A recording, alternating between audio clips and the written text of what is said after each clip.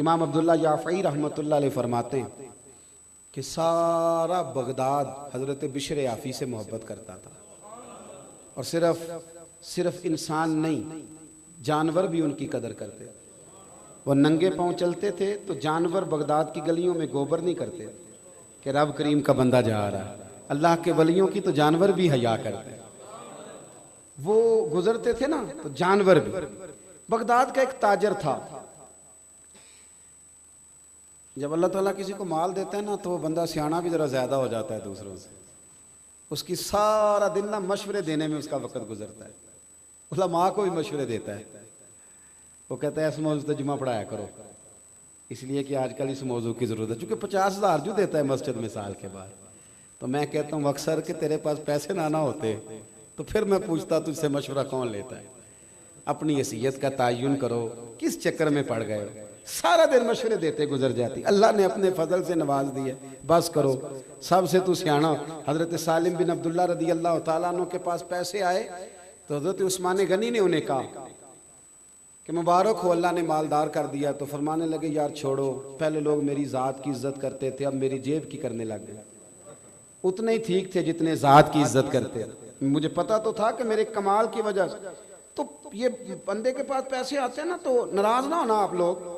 मैंने देखा है ये सवेरे सवेरे गरीब औरतें आके बैठती हैं रमज़ान में ज़कात लेने वाली, अंदर से खबर आती है कि सेठ साहब टूथपेस्ट कर रहे हैं, फिर खबर आती है कि अखबार पढ़ रहे हैं। थोड़ी देर के बाद पता चलता है कि ब्रेड ठंडा आ गया था तो अब वो गर्म लेने गया है मुलाजिम। और फिर वो बाहर निकलते हैं तो फिर वो कहते हैं कि तुम लोग सवेरे ही आ जाते हो, सोने भी नहीं देते। वारस शाह मान करी ना वारसा दा, रब बेवारसा करके मार दई। अल्लाह की बेनियाजी से डरें। अगर अल्लाह ने देने वाला बना दिया है तो लोगों को टटोलते फिरते हो। इमाम शाफई से आके एक शख्स ने कहा था जी मुझे तो कोई ज़रूरतमंद हकदार मिलता ही नहीं, मैं दूं किसको। तो इमाम साहब कहने लगे पहले तू बता, जो अल्लाह ने तुझे दिया तो उसका हकदार था, तेरा हक बनता था जो रब ने दे दिया। कहने लगा जी नहीं। तो फरमाने लगे तू फिर क्यों लोगों को चेक करता फिरता है। अगर रब ने फजल से दे दिया है तो तू भी देख, अगर कोई ज़रूरतमंद है तो ज़्यादा टटोला ना कर। बहरहाल बात लंबी ना हो जाए, मजमून पे रहना चाहता हूँ। हजरत बिशर हाफी का सारा शहर कदर करता, प्यार करता। वो बगदाद का एक ताजर कहता जी मुझे नहीं बाबा अच्छा लगता। भाई आपको क्यों नहीं अच्छा लगता? तवज्जो है मेरी बात पर? आप लोग ज़्यादा थके हुए तो नहीं? कुछ दोस्त ना मुझे घूरते हैं थोड़ा थोड़ा, पता नहीं, मैं क्योंकि कमज़ोर आदमी हूँ तो मुझे एहसास होता है कि यहाँ तो देर से बैठे हुए या कोई ऐसी बात है जिसकी वजह से मुझसे नाराज़ हैं। आप बिल्कुल फ़िक्र नहीं करें, मैं जल्दी चला जाऊँगा इंशाअल्लाह। और तकरीर भी मैं लंबी नहीं करता, मैं करता ही थोड़ी हूँ। मैं तो जुमे में घंटा नहीं करता, मैं तो मुख्तसर बात करने का कायल हूँ। तो थोड़ी आप परेशान ना हों, और कोई ऐसी बात भी नहीं करूँगा जिससे आप महसूस करें कि कोई मामला ख़राब हो रहा है। अल्लाह ताला आपको बेहतरीन सिला अता फरमाए। वो बगदाद का एक ताजर कहता मुझे नहीं जी बाबा अच्छा लगता। कुछ लोग हैं ना स्टाइल ज़रा हट के, यानी सबसे अलग बात करनी है, अलहदा बोली बोलनी, मुझे नहीं। भी तुम्हें क्यों नहीं अच्छे लगते? कहने लगा जी ये जुमे वाले दिन ना जुमे के फ़र्ज पढ़ के चले जाते हैं, बाकी नमाज नहीं पढ़ते मस्जिद में। मस्जिद में कौन सी नमाज पढ़नी ज़रूरी है जी? तो बाकी जिसका जहाँ दिल करे वहाँ आप पाबंदी लगा सकते हैं। मेरे एक मदरसे का तालिब इल्म था तो कुछ लोग मेरे पास आए, कहने लगे पीर साहब बच्चा दे दे नमाज पढ़ाने के लिए। दे दिया, फिर शिकायत आ गई, कहने लगे असर की पहली 4 सुन्नतें नहीं पढ़ता और इशा की पहली 4 सुन्नतें नहीं पढ़ता। मैंने कहा वापस कर दो। कहने लगे जी आप तो नाराज़ हो गए। मैंने कहा यार जिस चीज़ की पाबंदी अल्लाह रसूल नहीं लगाते तुम क्यों लगाते हो? रब रसूल अगर वो सुन्नतें ज़रूरी होती तो फ़र्ज कर दी जाती। तो जिसकी अल्लाह रसूल पाबंदी नहीं लगा रहे, हमारा अजीब मिजाज है ना, उसकी हम पाबंदी लगाते, कितनी गलत बात। और मैं चाहे चौथी रकत में शामिल हूँ, इमाम साहब पर पाबंदी है कि ना वो बच्चा देखें ना बीमार देखें, वो अजान से पहले मस्जिद आएँ और जब तक आखिरी सेठ बाहर ना निकले वो बाहर ना जाएं। ऐसे तो ना करो यार, कम से कम ख्याल करें थोड़ा सा। हर शख्स की ज़रूरियात है जिस तरह मेरी और आपकी है। वो कहता है कि ये फजर पढ़ के ना फ़र्ज जुमे वाले दिन चले जाते थे, बाकी नमाज नहीं, मुझे अच्छा नहीं लगता। एक दिन एक बंदे ने समझाया उस ताजर को कि यार तू इस इतनी सी बात पर एक बुजुर्ग पर तनकीद करता है। और हमारा मिजाज है 99 खूबियाँ होंगी, एक खामी होगी पर हम खामी का जिक्र करेंगे। हालांकि इंसान है, एक खामी तो रहेगी, खामी का जिक्र करेंगे।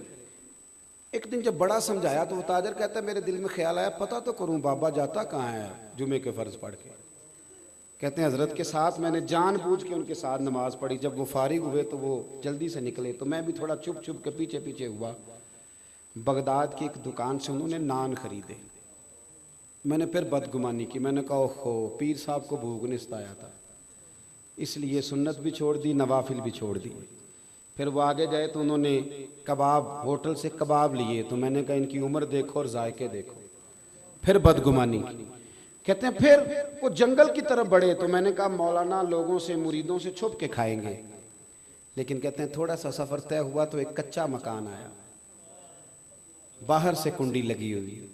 हज़रत बिशर आफ़ी ने खुद दरवाज़ा खोला और कहते हैं मैं सुराख से देख रहा था एक फालज ज़दा बूढ़े बीमार बाबा जी लेटे और उनके मुंह से रतूबतें पानी की निकल रही हैं। कहते हज़रत बिशर आफ़ी दौड़ के आगे बढ़े, पहले उनको सीधा लिटाया, फिर एक प्याला लिया, मटके से पानी डाला और फिर अपना इमामा खोला और पानी में भिगो के तो बाबा जी का मुंह साफ़ किया और फिर पहला लुकमा बाबा जी के मुंह में डाल के कहने लगे माफ़ करना ज़रा मुझे जुमे वाले दिन देर हो जाती है, अभी तो मैंने सुन्नतें भी पढ़नी है, अभी तो नवाफल पर अदा करने हैं, जुम्मा था तो ज़रा देर हो गई वरना रोज़ वक्त पे आता हूँ। वो शख्स कहता है मेरे वजूद के रोंगटे खड़े हो गए, मैं क्या सोचता था और बन क्या गया। और फरमाते हैं फिर वो बीमार बुजुर्ग वो बोले और कहने लगे बिशर आफ़ी मेरे तो अपने भी मुझे छोड़ गए और 14 साल हो गए हैं तो मेरी 2 वक्त की रोटी लेके आता है, मैं पता नहीं जिंदा लाश कब तक बना रहूंगा, तू कब तक आएगा। खुदा के बंदे तो हैं हजारों और बनू में फिरते हैं मारे मारे, मैं उसका बंदा बनूंगा जिसको खुदा के बंदों से प्यार होगा। कहा 14 साल से आ रहे हो, कब तक आओगे। जनाब बिशर आफ़ी ने अपने हाथों से बाबा जी के आंसू पूछे और फिर फरमाने लगे आज के बाद ये लफ्ज़ ना अदा करना, ये जो सारा शहर मेरी इज्जत करता है और जानवर भी कदर करते हैं तो ये मेरे चिल्ले और वजीफ़ों की वजह से नहीं है, मैं आप जैसे लोगों की खिदमत करता रहता हूँ तो रब ने मखलूक के दिलों में मेरी मोहब्बत पैदा फरमा दी, मोहब्बत पैदा कर दी। वो कहते हैं खाना खिला के हज़रत बिशर आफ़ी बाहर निकले तो मैं कदमों में बैठ गया, मैंने कहा मुरीद कर लें। कहने लगे एक शर्त है, तवज्जो है मेरी बात पर, यहाँ करामत होती भी नहीं तो लोग फेसबुक पे दे देते हैं कंपनी की मशहूरी के लिए। क्या तमाशा है, जो बातें छुपाने की थी वो बता रहे हो, ये क्या बिगाड़ दिया तसव्वुफ का रंग जेड़े महरम राज हकीकत दे वो ते राज़े हकीकत खोल दे ही नहीं।